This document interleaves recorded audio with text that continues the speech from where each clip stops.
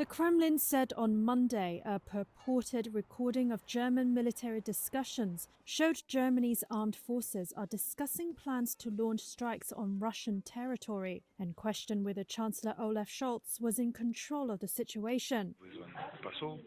Speaking to Reuters on the phone, Kremlin spokesman Dmitri Peskov said the recording emphasized the direct involvement of the countries of the collective West in the conflict around Ukraine. Russian media last week published an audio recording of what they said was a meeting of senior German military officials discussing weapons for Ukraine and a potential strike by Kiev on a bridge in Crimea.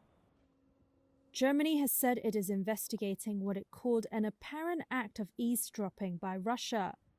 Germany's ambassador to Russia was seen going into Moscow's foreign ministry for a meeting on Monday.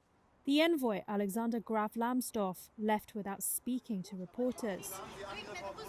A spokesperson for the German Foreign Ministry denied Russian media reports that the ambassador had been summoned, saying the diplomat's appointment had been planned for some time.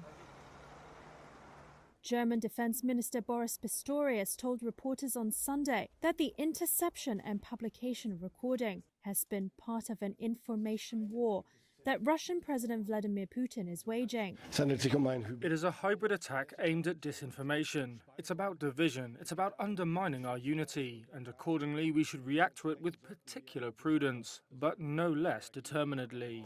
Nicht weniger entschlossen. Germany is among the NATO countries that have supplied weaponry to Ukraine, including tanks.